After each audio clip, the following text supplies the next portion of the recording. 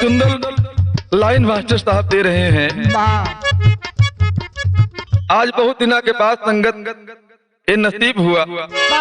मंगला master हमारे बड़े भाई, हमारे छोटे भाई ढोलक पे ए इस्लाम भाई, और ये रिकॉर्डिंग जो आज नटराज स्टूडियो जौनपुर अशोक मास्टर साहब के सौजन्य से संपन्न होने जा रहा है।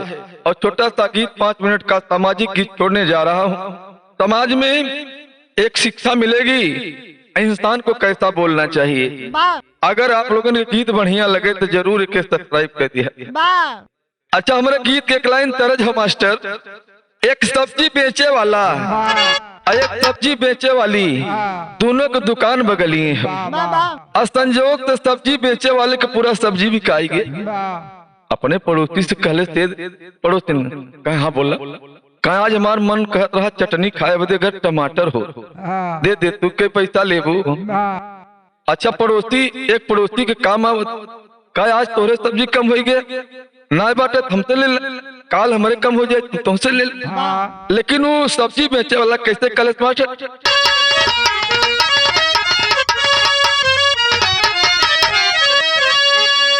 बोले बाबा जोगिया हो मोरे राम।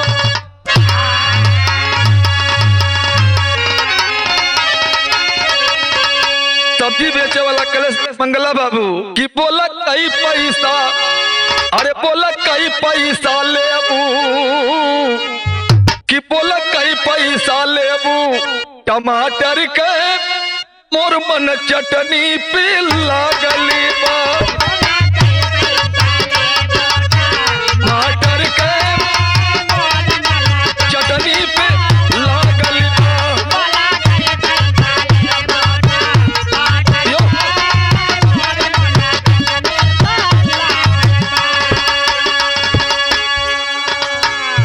कालीन पड़ोसी कालीन सुना एको पैसा न ले, अरे बोला कई पैसा ले बूटा माटर के भला मोर मन चटनी पे लागली।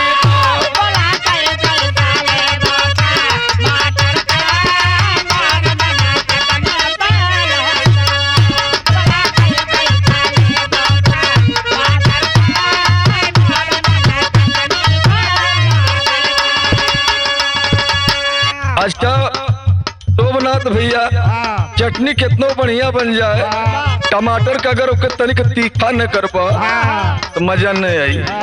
वो सब्जी बेचे वाला कहले का कहले और एक सामान देता, एक जवाले हसुन आयो दुई पाती धनिया।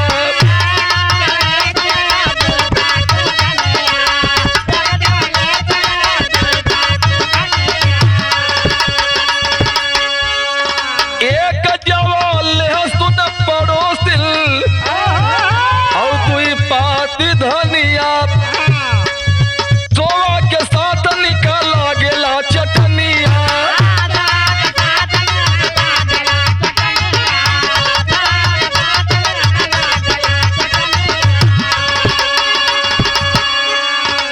मोटा का मरचारा पहलू की बहतर हो मोर मन चटनी पे लागले बा।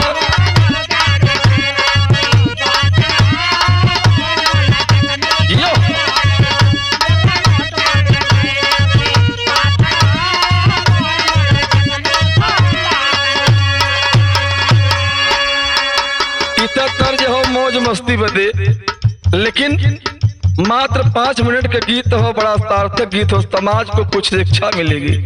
ये समाज में कौन बोली बोले की चाहिए। लिखने वाले कवि ने लिखा ऐसी पानी बोलिए मन का आपा को और को शीतल करे आप शीतल हो। लिखने वाले हमारे गुरु कवि ने लिखा, लेखक ने लिखा क्या, मनई हवा मनई जस बोला हो भला पाके जनमावा मनई के।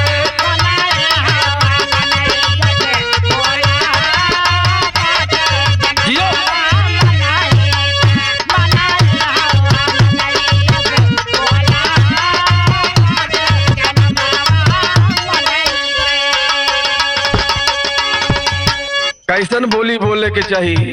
ये दुनिया में सबसे मूल चीज है बोली हो। यही बोली पान खिलाती है, यही बोली गोली चलवाती है। पहली लाइन बुखाबा निक नहीं लागे अभी मनवा के बोली,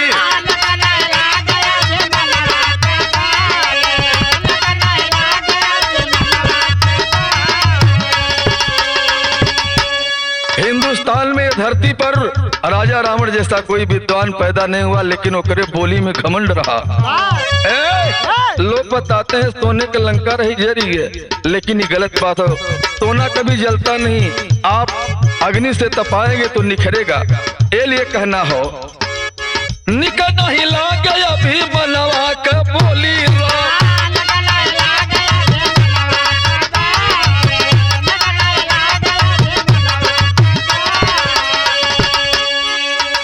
लंका जरल माँ जरल जैसे होली,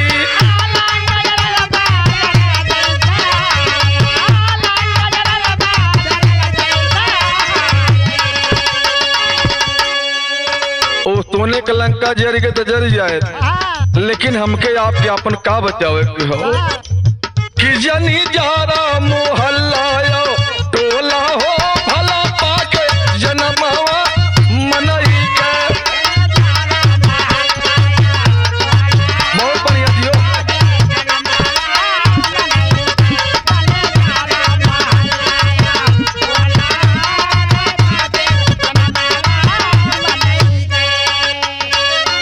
अरे बोली उहे जवल सबही के भावे बाबू।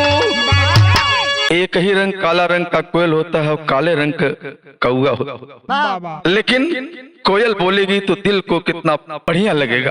वहीं बगले कौआ कहीं काव दे, लोग कहीं जल्दी बार के ढल्ला मार के सारे खटावा।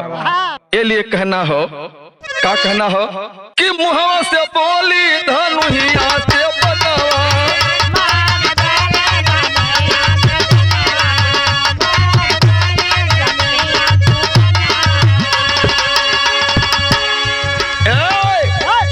बोली उहे जवल सबही के भावे, अरे कौआ का पार से सबही उड़ावे।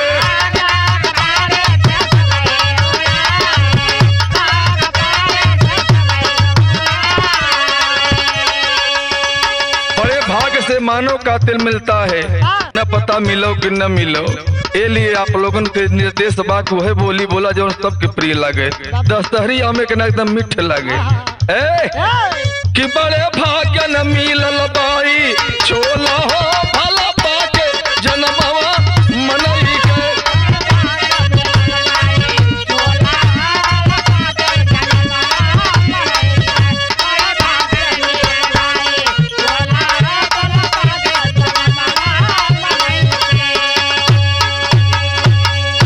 गीत का हमारे अंतिम लाइन हो, तीन चीज वापस ना आए हो इस्लाम बाबू। मुहवा से बोली ये भैया धनुहिया से बनवा, अरे मरल पे वापस ना होला परनवा।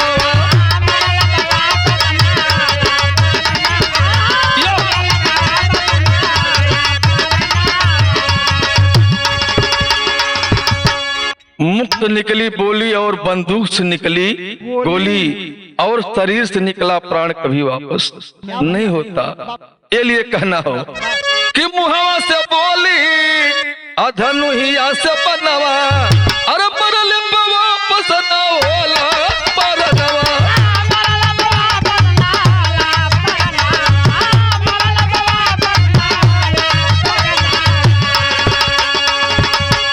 पछा तैले के पीछे का होला हो भला पाके जनमवा मनई के।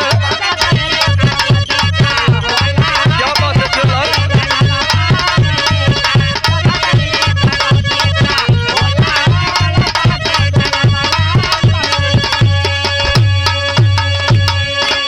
गीत के अंतिम लाइन हो परिचय हो गुरु का। अमिका पर बाबू नंदन के बोली, अंबिका पर बाबू